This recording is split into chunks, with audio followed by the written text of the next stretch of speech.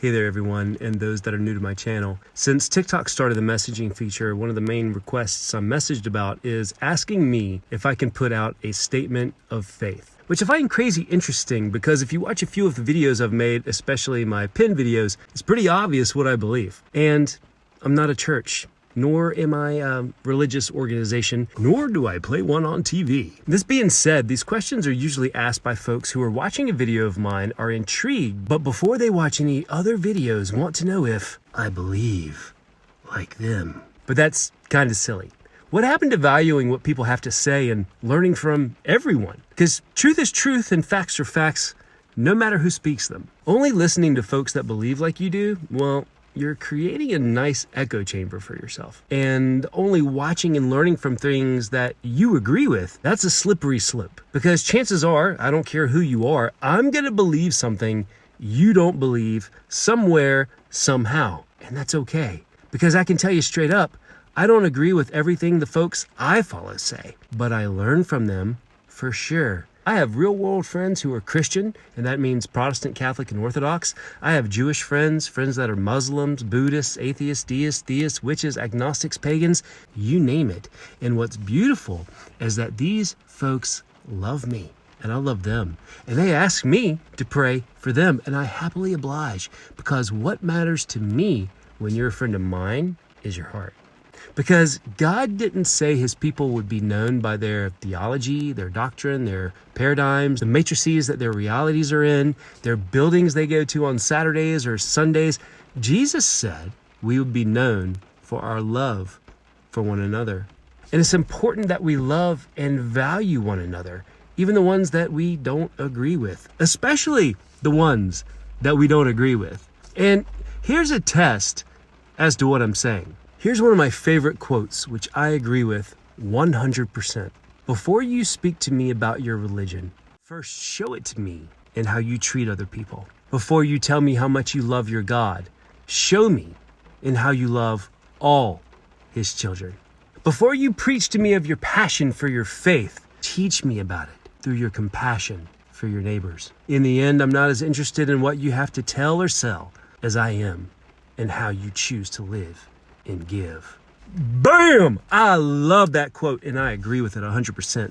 And chances are you're listening and nodding your head because that quote, it's on the mark. But then when some right-wing folks find out that that quote came from Cory Booker, a progressive senator out of New Jersey, shields go up. All of a sudden, those words are viewed with suspicion, and all of a sudden, the words are discounted or even looked at as an attack. And last time I mentioned that quote on another social media platform, a whole brouhaha erupted. Oh, I would never listen to anything that guy has to say. He's a Marxist. He wants to do this, blah, blah, blah, blah, blah.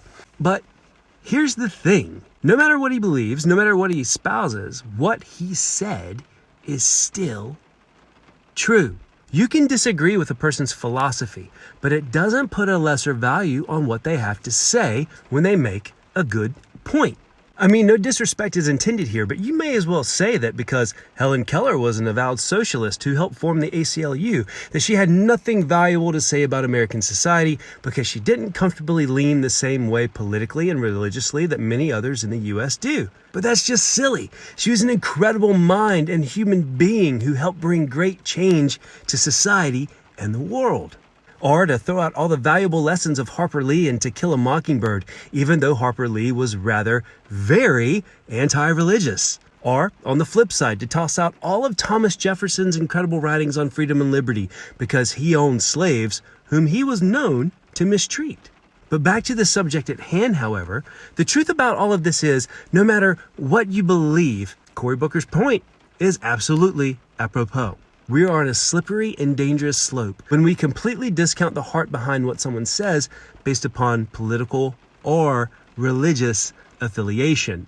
The relevant truth of the statement remains separate from that of the individual. And an even more frightening thought is that if I hadn't told you that person's name and instead put a prominent Christian leader's name there instead, people wouldn't have had any issue with Cory Booker's statement. But all that aside, here's the thing. Idolatry, both religious and political, is when we love our beliefs about our religion and our people more than we actually love God and love people. And when we only learn from people we agree with, that's really sad. because we're missing out. So, you want a statement of faith? I'm going to give it to you. I love Jesus. I love the person of Jesus. I love what he stood for. I love how he stood for the marginalized, the hurting, the tormented, the abused. I love how he stood for justice and for mercy. I believe in his death, resurrection, and that he is the Son of a living God. And I believe that the Lord requires me to do justice and to love mercy and to walk humbly with him. And that's Micah 6:8. And I believe my actions speak louder than words. And in the words of a wiser man than me, we all make errors in our theology, you and me both. So my recommendation is to err on the side of love, because God is not doctrine. God is not denomination. God is not war. God is not law. God is not hate. And God is not hell. God is love. My job is to love. That's what I've been called to. And the world is looking for that love, especially in his followers, which I often find is sorely lacking. And when you draw a line in the sand with the express motivation of excluding people, just remember that line you just drew, Jesus is on the other side of that line, calling people to him. And I find it interesting that the most hate that is spread on my channel is from those that claim to be followers of Christ. And my prayer is that one day those people may fully experience and come to understand Jesus' love. Of course, that's just my 2 cents. God bless.